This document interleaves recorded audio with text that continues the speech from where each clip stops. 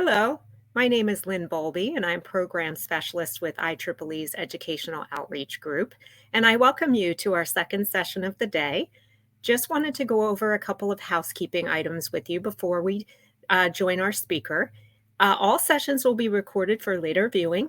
The welcome session from this morning has already been available for you to watch in replay, so go ahead and click on the schedule button and find that session. You can watch the replay there. During the presentations today, post your speaker questions in the chat to the right side of your event window. Jenna would love to hear your questions at the end of her presentation. Make sure to participate in the STEM Summit Challenge to win prizes. You can find the link on the Summit reception page in the upper left-hand corner, and the winners will be announced during Friday's closing. Be sure to join the continued STEM Summit conversation on our Collaboratech and Facebook communities, and make sure to download your participation certificate and badge under the resources section. We wanted to remind you that we do have a fund under the IEEE Foundation. It is the Tri-Engineering Fund. We're very excited to make it available to you if you so choose to donate. You would be supporting our pre-university education programs, products, and events just like this one, so that we can bring you many more resources to use for your STEM outreach or in your classroom. So without further ado, let me introduce Stamatis Dragomanos, our PECC chair, who will introduce our speaker.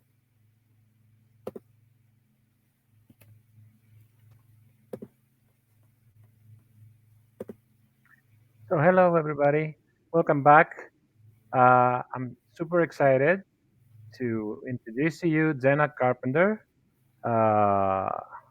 She's the founding dean and professor of engineering at Campbell University and immediate past president of the American Society of Engineering Education. And her presentation is super exciting. Where are the girls and why aren't they here? Her bio is huge and her list of achievements. I'll try to summarize. So she's an expert on issues, innovative STEM curricula and diversity, equity, and inclusion in STEM fields. She's one of 4 recipients awarded the 2022 Bernard Gordon Prize for Innovation in Engineering and Technology Education from the National Academy of Engineering for her contributions as one of the pioneers of the Grand Challenges Scholar Program. She received the 2023 ABET Claire Felbinger Award for Diversity and Inclusion, the 2019 ASEE Sharon Kaler Award for Women in Engineering Education, and the 2018 Founders Award for WEPAN, Women in Engineering Proactive Network.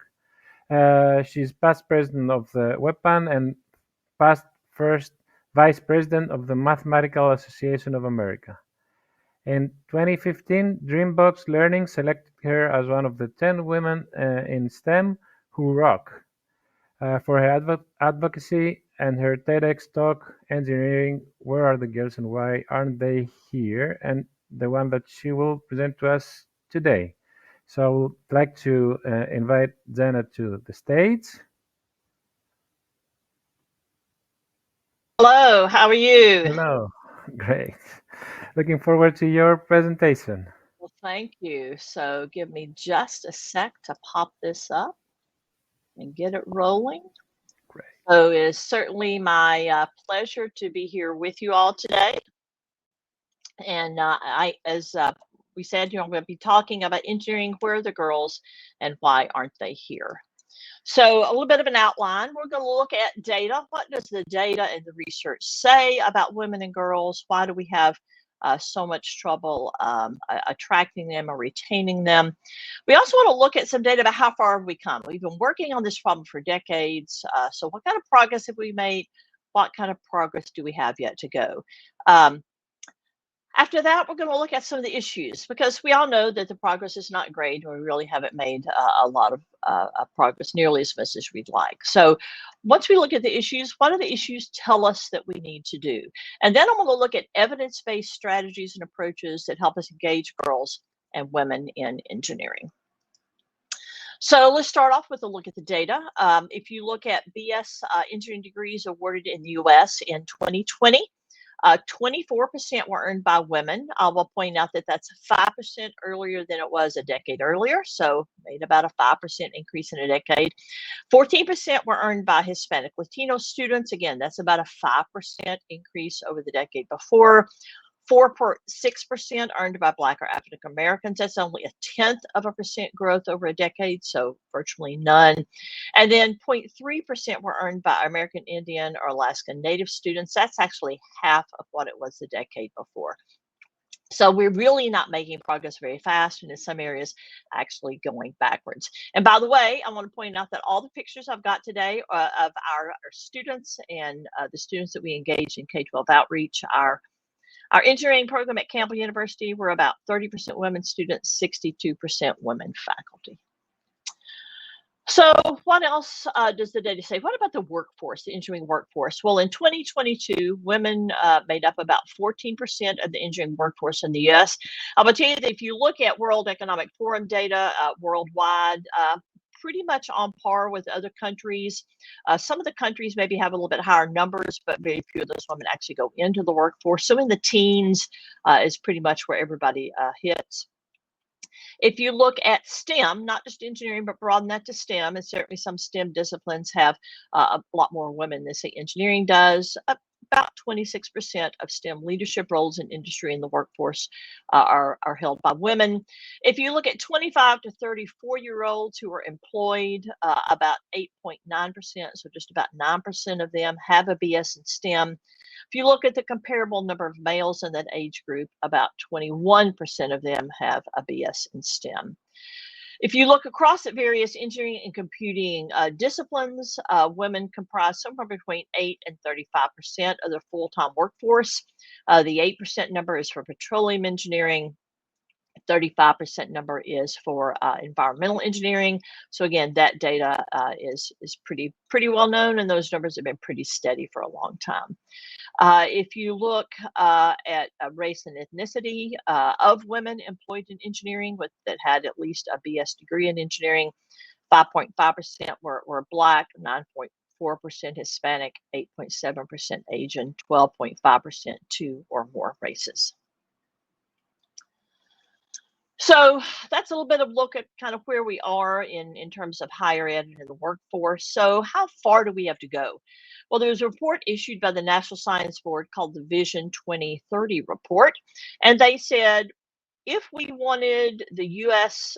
Science and engineering workforce to represent the U.S. population, to reflect the gender, race, and ethnicity of the U.S. population by 2030, how far would we have to go? And this is the workforce, not students graduating, but the workforce. Turns out that the number of women would have to double. The number of African Americans would have to increase by 2.5 times. The number of Hispanics would have to triple. And this is in what, 6 years? So clearly not happening because the workforce includes many tens and hundreds of thousands of people. So we really have a very long way to go. This data looks at U.S. college student and faculty diversity. Now, this is university-wide in the U.S., not just looking at engineering programs, because the data would be much worse in engineering programs. But at the current pace of change, it will take 300 years for U.S. college students to reflect the percent of Native Americans and Blacks in the U.S. population. 300 years at the current pace of change. It gets worse. At the current pace of change, it will take universities in the United States 1,000 years for faculty diversity to reach parity with the U.S. population. It gets even worse. R1 institutions, so those are the top level research, most prestigious institutions in the United States. At the current rate of change, their faculty will never reach parity with diversity in the U.S. population. So how far do we have to go? A really, really long way. Whatever progress we've made has been minimal. And again, you can look at this data worldwide, and it doesn't look much different anywhere else. So our conclusion, yeah, progress has been far too slow. So what are the issues? Well, let's start off with students. What do students say the issues are? Last year, I had a project with American Society for Engineering Education and IRVA, the Engineering Research Visioning Alliance. IRVA is the group that is charged with telling the National Science Foundation what kind of research they need to fund for the next decade. So we did a listening session. We surveyed engineering students at the bachelor's, master's, and doctoral level across the United States. We had a very diverse group in terms of gender, race, ethnicity. We had a very diverse group in terms of type of institution, bachelor's institution, R1 institutions, institution size, geographic location. So a really diverse group of students. And here were the things that they said cause them trouble and impede their ability to succeed in engineering. The first thing that came across loud and clear was fundamental human needs. Things like financial security, food security, shelter security. I would say that pre-pandemic, maybe we weren't as aware of that, but during the pandemic, sort of the doors sort of opened a little bit, and we got at least a little bit better look at that. But I still think most college faculty are not aware about how much food insecurity, shelter insecurity, financial need there are among their students. And of course, mental health support, we've all been aware since the pandemic that that has come up. And so they said, students say, that this is critical to our success. They don't really have a lot of resources, particularly for the financial, food, and shelter security, and it impacts their ability to be successful. Students said that they considered access to and ability to be part of an inclusive engineering community consisting of their peers, faculty, student organizations to be valuable to them. It was something that helped them stay the course and be successful. They said they wanted more opportunities to engage with and have access to industry, and particularly real world projects in the classroom. I know that many engineering programs still today are very theoretical, very little hands-on access, and students say, that really doesn't help. I want to know how I'm going to use this. How does this apply? And they said, if engineering really wants to gain some traction and connect better to public and to K-12 groups, then you're going to do that through real world examples, demonstrations that people can see and put their hands on, and accessible communication. And again, in engineering, we haven't always done a great job of that. So attracting kids, girls to engineering, we need to pay attention to that feedback. They also said that quality faculty and quality teaching, faculty who care about them, faculty who are engaged, who are adaptable, who are approachable, were key for their success. Again, probably shouldn't be rocket science.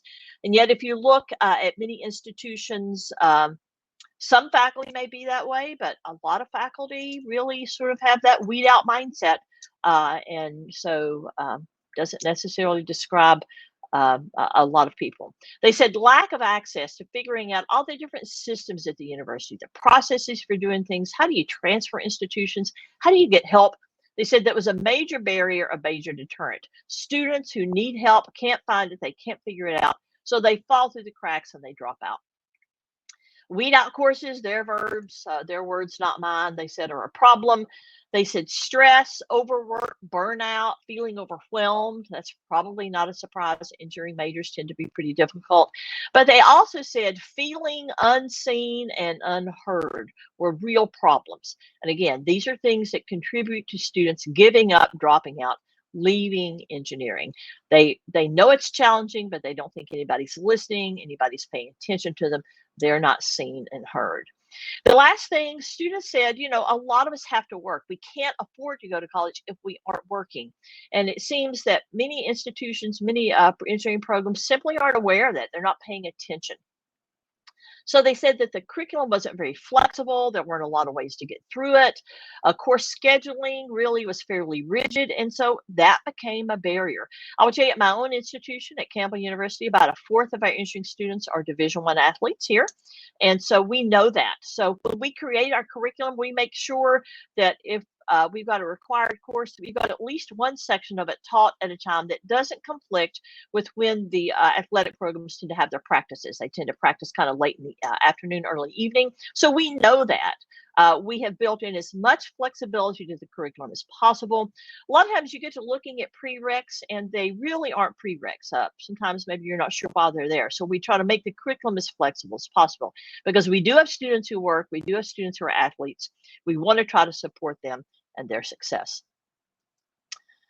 So what does this feedback from students tell us? Well, it says that at universities, and I would say not just at universities, but in the K-12 system as well, we've got to expect, assess, remediate, value, and reward quality teaching. So if we don't have math and science teachers at the K-12 level that are doing a good job, that see our women and our girls, that recognize their talent and their ability, that encourage and support them, then we're not going to be able to attract girls to engineering. The second thing is don't rely on social capital. All that sort of information and networks and access that students may or may not have. Simply teach your students, how does college work? Don't expect them to know that. Don't expect somebody in their family to know that. Talk to them about what do you do? How do you do it? When do you do it? Communicate regularly with all of your students. You're going to do no harm in doing that. And again, that way a student who comes in, maybe they're first generation student, they're come from a low socioeconomic background, they're not lost because they don't know what to do. We saw that students need help and they don't know where to get it, how to get it becomes a major barrier. So create a one-stop student service office. That's what we have in our School of Engineering. We have a director of student success. Students can go to her with anything. If they're having roommate troubles, if their cars broke down, if they're having trouble passing physics class, if they're having trouble paying their fees, they can go to her and we either help them ourselves or we know where to send them on campus. We can walk them to the right office, smooth that over and help them get help. So that's a no-brainer. It's an easy way to help students navigate things.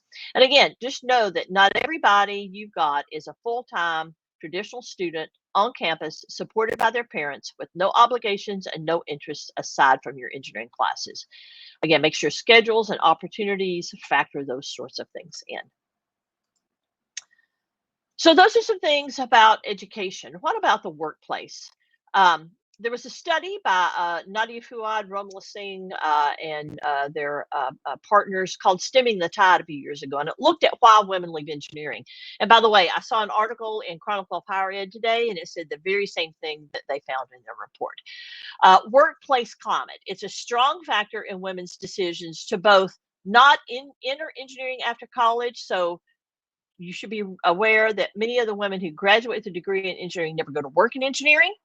And the main factor there is because of workplace climate. Or we found that women do enter the engineering workforce, but a lot of women leave 10 to 15 years in. So why are women getting a degree and not working in engineering to begin with? Or why do they go to engineering and then leave after a few years? Well, workplace climate was a strong factor.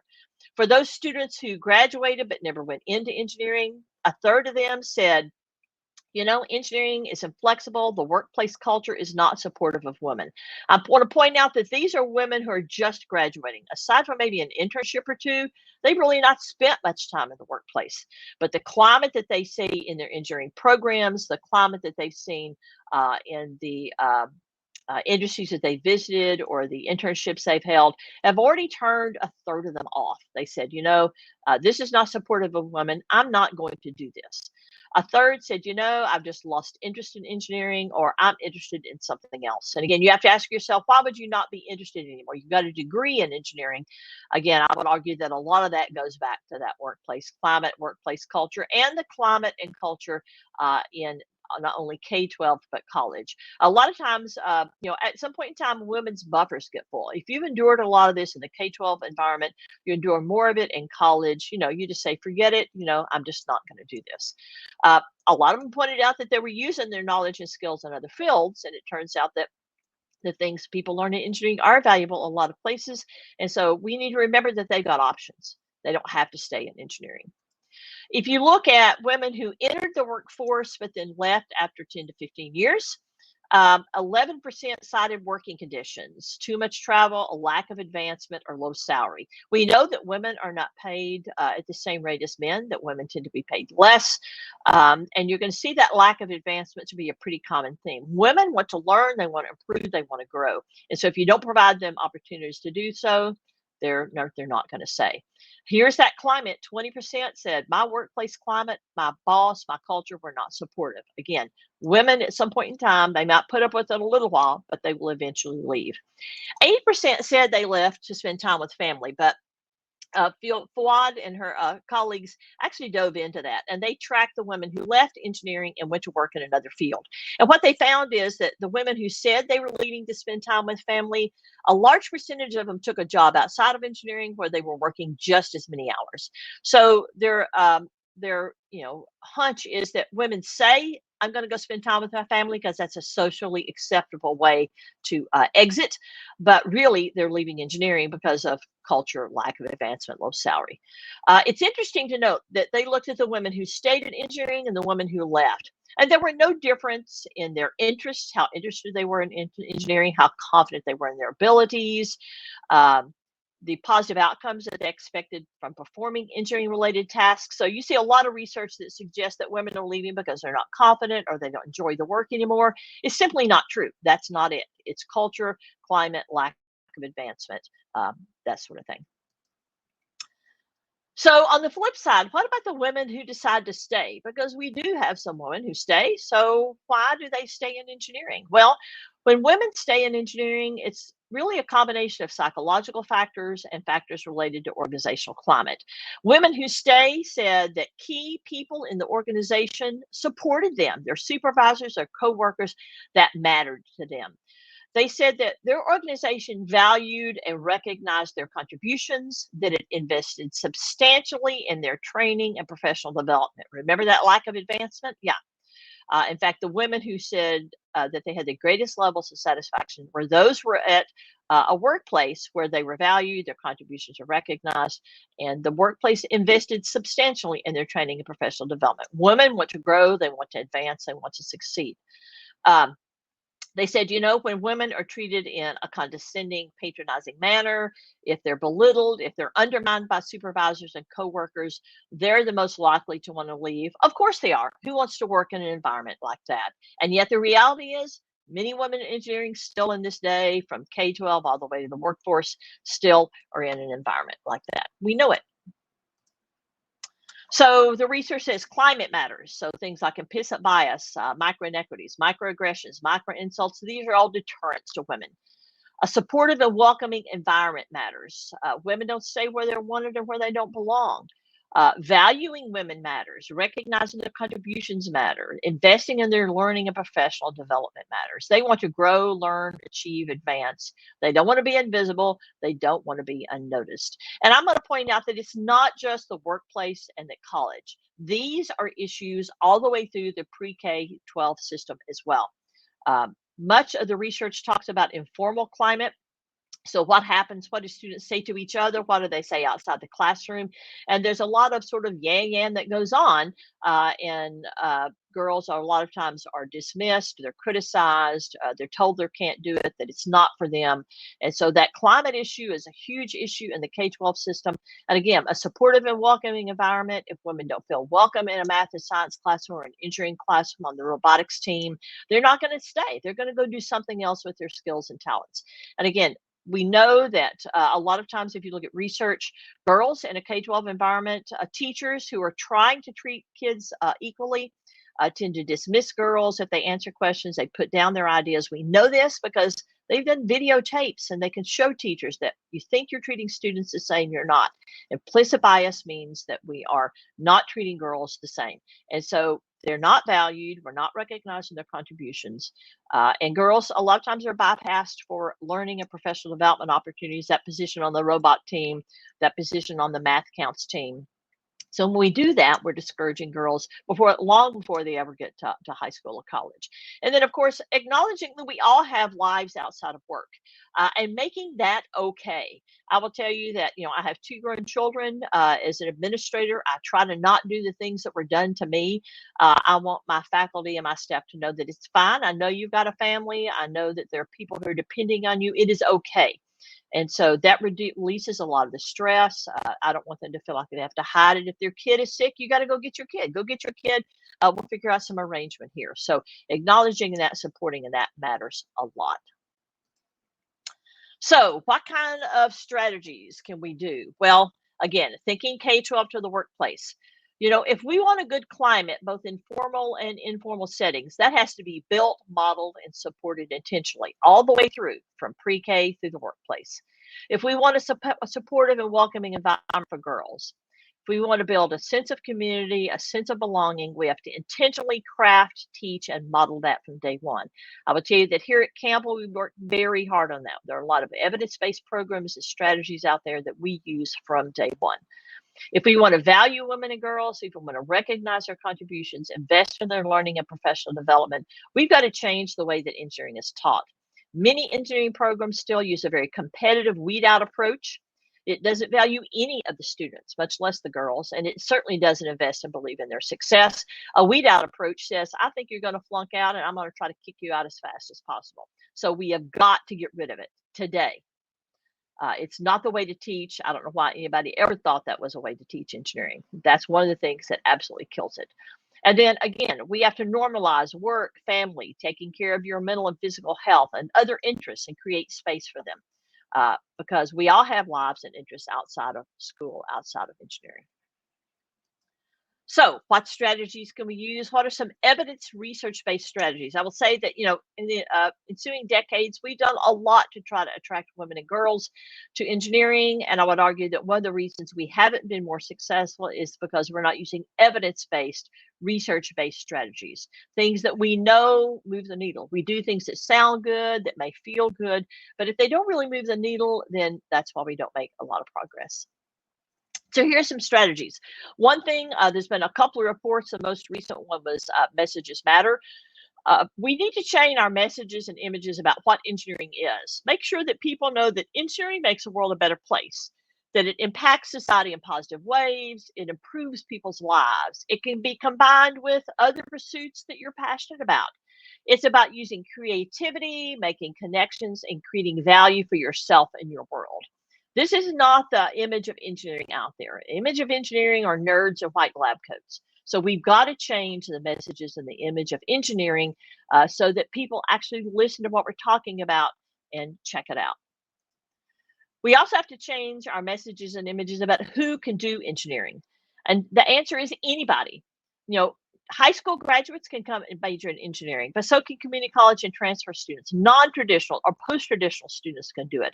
I'm 30 minutes from Fort Liberty, which used to be called Fort Bragg, largest military installation in the U.S. We have lots and lots of veterans here. We're thrilled to have them. International students, of course, can come and major in engineering. Every gender, race, ethnicity can major in engineering. People from all socioeconomic classes can be engineers.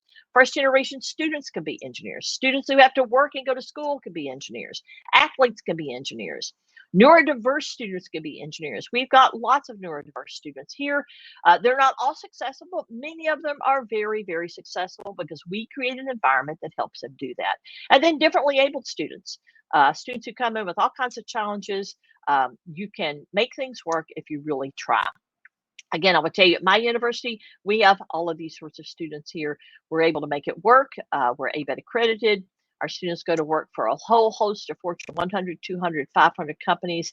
They can do it if you allow them in the door and you provide the sort of support they need to be successful. But again, this is not a message that gets out there very often. Some other things, collect data on your students. What attributes predict success in your system? And by success, we mean graduation. Do you really know your students? What are they coming in with? What do they look like? Where are they struggling? What do you need to focus on? It really is important to step back those entry-level math and science requirements to what's actually needed. So many universities say, well, you got to be in at least calculus, or maybe you should have already had calculus-based physics, but you don't have to do that. So we start our program with pre-calculus because they don't actually need calculus the first semester. So look at what's really needed, not some trumped up level of stuff that many students don't reach. And one reason we have pre-calculus is our starting level. Again, they don't need calculus the first semester. So if pre-calculus is our starting math class, it means that more students come in on track. And research shows that if a student takes pre-calculus when it's considered an on-track course versus when it's considered a remedial course, they do better, even if everything else is the same. So it's a pretty easy change to make. Ta-da, it's on track. They're going to do better. Same teacher, same semester, same class if it's considered on track. And then we intentionally recruit students with a wide array of backgrounds. I know most universities have selective admissions. They want kids only who come in with really, really high scores. But that's crazy because preparation is a function of opportunity, and many students in U.S. lack opportunity. They come from a rural community, they're first generation, they're low socioeconomic. They're a woman who simply hasn't been considered and provided opportunities. Opportunity is not a proxy for ability, and yet that's what higher ed institutions in the U.S. do. We assume that the only kids who have engineering ability are those who've had the pre-college opportunities to arrive well prepared, and that's nuts. We have got to stop doing that. We need to recruit a wide array. Anybody who's interested in engineering ought to be able to come in and have pathways for them to succeed. The other thing, admit students directly into engineering. Don't send them across campus and take a bunch of prereqs. Don't make them take 2 years of gen eds before you ever put them in an engineering class. We know that doesn't work. Our students take at least one engineering course every semester, no matter what level of math they enter in. You can teach design to elementary kids. You can teach it to your college students. Because we admit kids from a wide array of backgrounds, we have multiple pathways into our program. No matter what math level you come in, we have a pathway for you. We have a wraparound support services for students who come in with different background and preparation. We use a hands-on, project-based, team-based approach to engineering all 4 years. They have 4 full years of engineering, and they're doing this approach because, first of all, it appeals to a broader spectrum of student and learning styles. They learn much better when they apply what they learn. It's not just a bunch of theory. It gives them some choice. They can work on projects that they're interested in. They can combine engineering with things, expertise they bring to the table, experience they bring to the table, other things that they're passionate about. It helps us retain them because they can use engineering to do things that they are interested in. And the other thing, it helps them graduate industry ready. We have a huge reputation here for making industry ready graduates. This picture are some of our alums who were back at our career fair representing their companies last week. Again, we're known for industry-ready graduates because that's our goal. Create robust entry-level courses. I've said you don't need to send them across campus to take a bunch of gen eds, and this is also true for the K-12 level. Create robust courses about engineering that engage them in engineering, and you need to engage students from day one. One thing we do that, again, helps a lot, we lighten their load the first semester because students need a chance to figure out college and figure out themselves. There's usually a big jump between high school and college, even community college and a 4-year university. It paces much faster. They have to take ownership for their learning. They got to figure out how everything works. They may not know that. They got to manage their time. They got to discipline themselves. Give them some bandwidth and space to do that. So lightening that load helps them get everything under their belt. And by the second semester, they're able to take on a little bit heavier load. And I've talked about the fact that we don't rely on social capital. So we do all kinds of training. We literally train our students starting with our orientation on time management, organizational skills, questioning, study groups. We really, really push study groups. They do much better if they have a group of people supporting their success. Help seeking. We normalize help seeking. And we do that by pitching it as a time management skill. That works well. Students are willing to buy that. We talk about study skills. We talk about self-discipline. We talk all the time about taking ownership for your learning. We teach them things about how to write a resume. How do you interview? How do you network? How do you get an internship? Do skills training. If you're only doing the technical stuff, you're leaving half the content off. And the students who tend to struggle and not make it, it's almost always because of these sorts of things. If you could get these things in place, then they're going to be successful in the classroom. Another thing that's really important, we really need to work on building an engineering sense of identity. Students come in and they're wedded to engineering, at a variety of levels. Some are really committed, some not so much. And a lot of times girls are in that not committed as much. So working to build a sense of engineering identity, a sense of belonging, a sense of community between faculty, students, and staff from day one is absolutely crucial. Again, that's one of our major focuses, and we see that all the time. Students support each other. They make lifelong friends here. Faculty and staff, we are here to support their success. So that sort of a strategy from K-12 all the way through the workforce is what we need. Remember, we saw about the welcoming, supportive atmosphere. This is what you need to do. We really encourage and facilitate mentoring. And again, this is a strategy that works anywhere, K-12, university, workforce. If we have a student who comes in and who's a commuter, I compare them with an upper level student who's a commuter. If we have a student come in who's first generation, I compare them with another student who's first generation. If we have an athlete come in, we pair them with an upper level student who's an athlete. If I have a kid with ADHD, I compare them with an upper level student with ADHD. Those peer mentors, those role models are really, really important. They can share success strategies. They serve as a role model and help students make it. The other thing is recognize the assets that students bring. Students walk in the door with a huge variety of experience and assets. And so through our projects and the choices students have on some of those, they get chances to bring those things to the table. And again, that recognizes the value that they have. Maybe they're weak in math, but they got other skills they can bring to the table. And then we use our students. We hire them as lab attendants, as TAs, as graders, as social media staff, as mentors. We engage them in recruiting, K-12 outreach, industry activities. This builds their leadership skills, it builds their confidence, it builds their communication skills. It helps us retain these students. So again, lots and lots of evidence-based strategies out there from PK-12 through the workforce that we can all use to flip that equation. We just have to decide to do so. So in conclusion, the issues that discourage, prevent, drive girls and women out of engineering from pre-K all the way through the workforce really have very little to do with them personally and everything to do with the climate, the culture, and whether or not they are valued or supported as whole people. There are lots of evidence, research-based strategies out there that support the success of girls and women. And the thing is that those strategies, it turns out, support the success of all students. They're good for everybody. Progress to date has been incredibly slow, way too slow. We have got to do something. We're facing a demographic cliff in the US and most developed nations. The number of high school graduates is going to plummet because the birth rate plummeted 20 years ago.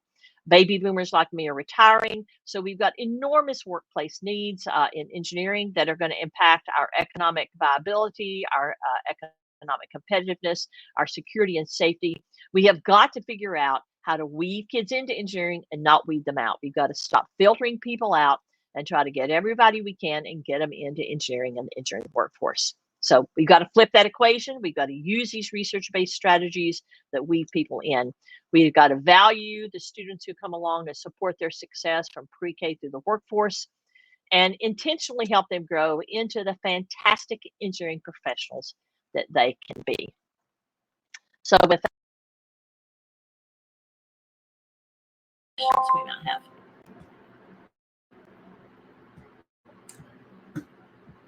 All right, I'm going to go back to the top and see about questions. Give me just a sec.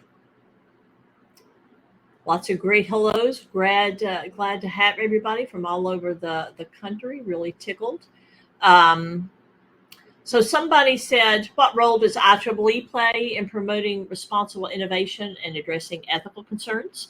So certainly IEEE has a number of groups, particularly related to women in engineering, that address a lot of these. So I may let some of the IEEE folks add some more details on that.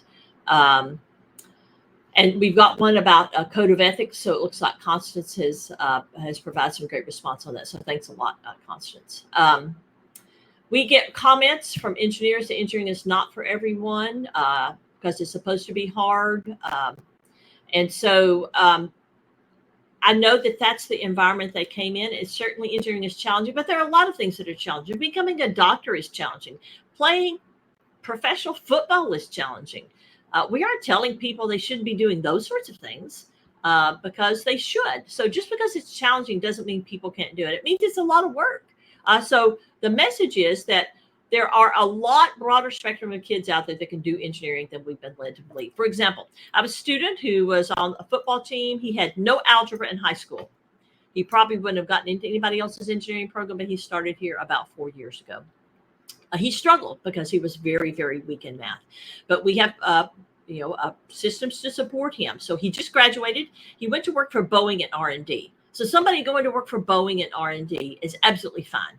So could he do it? Yes. Was he prepared? No, but he couldn't help the fact that he didn't have algebra. I don't know why he didn't have it. So just because a kid arrives and they don't have the background of preparation doesn't mean that they're not capable. So we've got to get rid of that message. It's simply not true. Somebody asked about scholarships, and so it looks like there's a link there for that. And so somebody was talking about, providing opportunities and mentorship. That's extremely important. Helping people who are unseen and unheard. Again, providing lots of opportunities, seeing them, recognizing their value. Remember, we talked about that. Recognizing their contributions, extremely important for women. And having female mentors, by all means, that's important. Like I said, here our faculty is 62% women, which is 2 or 3 times the national average. I would tell you that we had a student who did an internship a few years ago, and he was a guy in mechanical engineering, came back, and we talked to our students after they finished their internships. And we asked him how it went. He said it was okay. He said, but they didn't have very many women. He didn't realize, because we have so many women faculty here, he thought that was the norm. So yes, those role models matter, because students believe what they see. And so if they don't see women in positions of leadership, they have no role models. A lot of times for students of all types, not just girls, but for everybody, you need to see somebody that you identify with, somebody that you think, okay, that person is like me. Maybe they came from a similar background. Maybe they've got similar interests. But you need that role model. You need to see how they got from where you are to where they are. And then you're like, okay, that's how you do it. I now see how I get there. So role models are extremely, extremely important. Happy to make the presentation available. I will share it and make sure that you all can access that. So how can societies like IEEE and ASEE help students address these challenges? So I would say that certainly ASEE, a huge focus on engineering education research. So we talk about these things all the time. We have sessions at our conference. We do all kinds of workshops. There's professional development training for faculty, for grad students, all focused on helping people figure these sorts of things out. The problem is a lot of faculty were not taught this way. This is not sort of their view of the world. And so we've got to help faculty realize that, the way that you've been trained, the way you were brought up, the things that you think actually aren't true. Many faculty, mistakenly believe that they can figure out who in their class has what it takes to make it. But I've been teaching 36 years, and I realized a long time ago that my ability to figure out who is smart enough to make it in engineering is pretty crappy, because students learn and grow. They're not concrete blocks.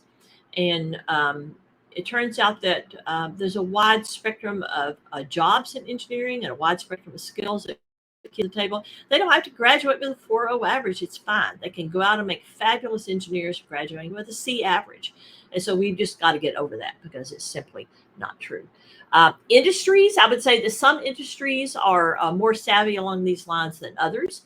Some of them do a lot. Some of them maybe not so much. So getting with our industry partners, I will say workforce needs is very much in mind of many industry people. And a lot of industries are focused on trying to hire women. It's just that not all of them have great climate and cultures and supportive structures once women are hired. So there's work for everybody to do. So STEM outreach activities, yes.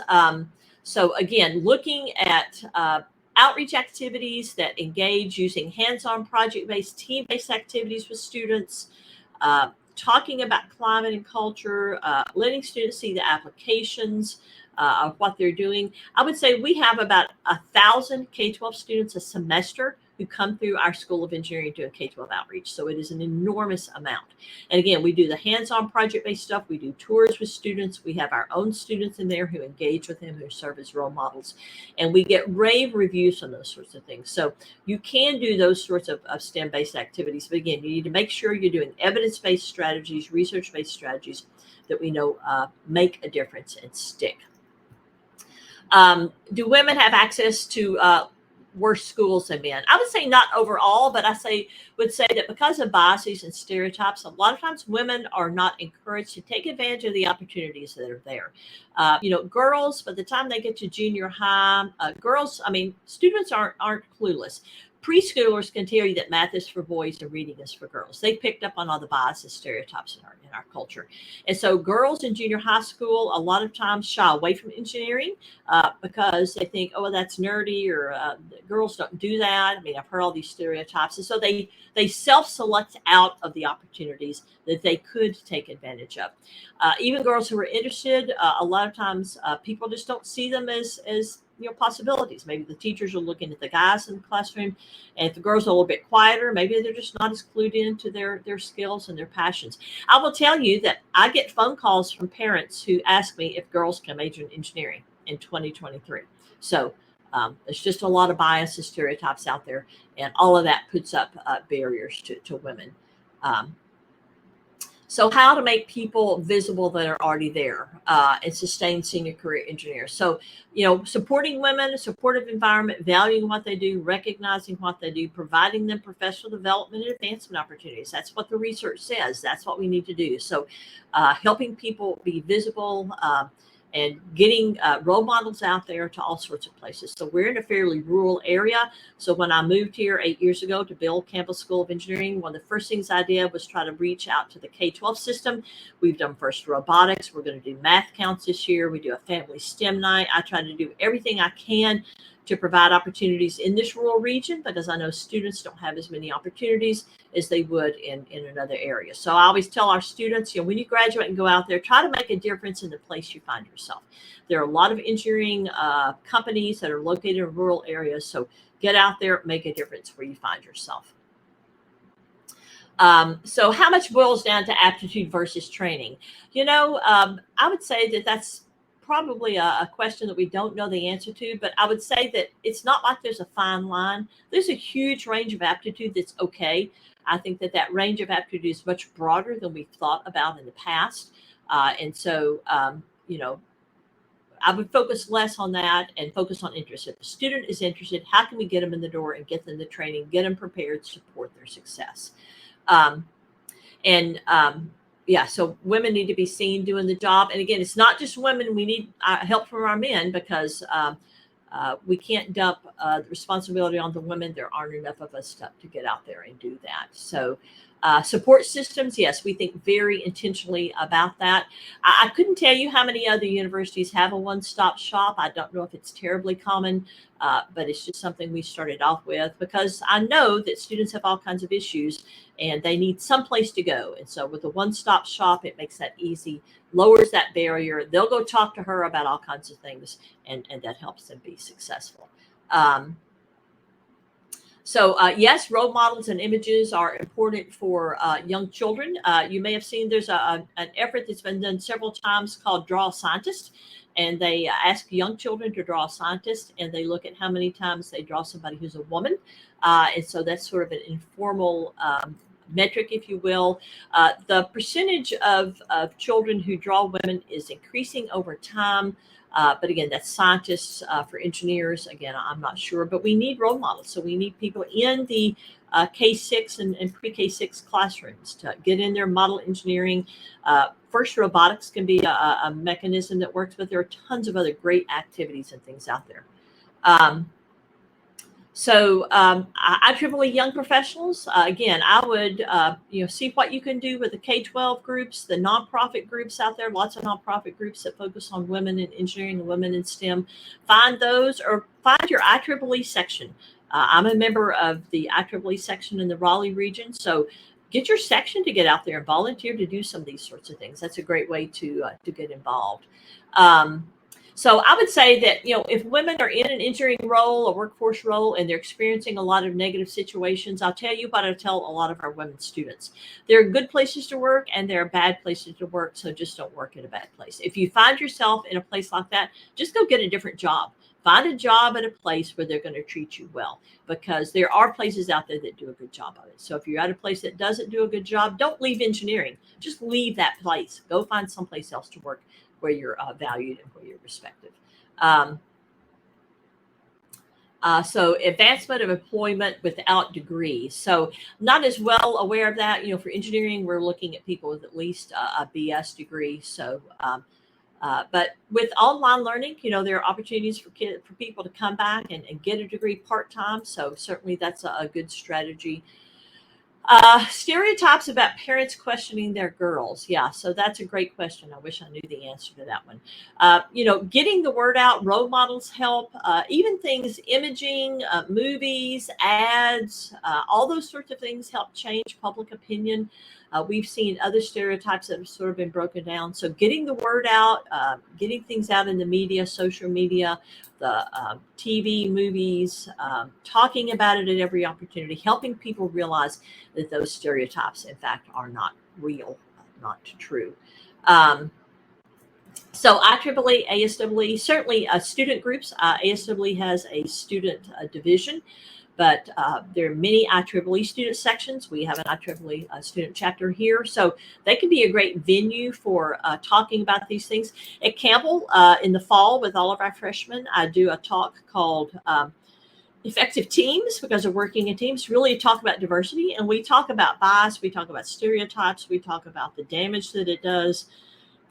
We paint diversity really broadly because my goal is to ping everybody in the room. We've all been on the receiving end of negative stereotypes. And then we talk about what you can do in your teams and in your interactions with students. So we try to talk about that and model that early. So that's something that student organizations can do. We've got some Constance's answered that as well. Looks like there's some great engineering resources there as well.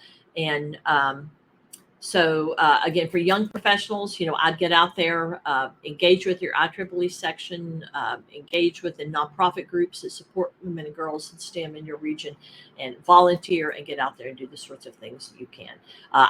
EPICS is another service learning program. It's a great program, been around for a long time.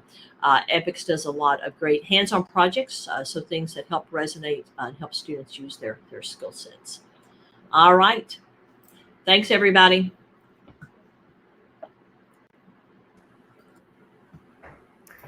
Thank you so much. It was a great presentation. It resonated deeply with me. I mean, I've had panels with that issues, and this gave me a lot of answers. So thank you so much. Sure. I would like to remind everybody that this discussion continues in our diversity and inclusion session that we have after this one. Then I know you're super busy. If you want to participate, it will be our pleasure, because we will keep discussing exactly that matters, how we can break those stereotypes, how we can encourage all young people to participate, how they can overcome the thoughts that they cannot do it, and etc. So let's keep discussing in this session. Thank you so much. Great. Thanks. So we'll have a break, and the breakout session will start in 20 minutes, and then we will have the Girls in STEM panel where the same kind of discussion will continue. So keep engaged, and we will meet in 20 minutes. Thank you so much.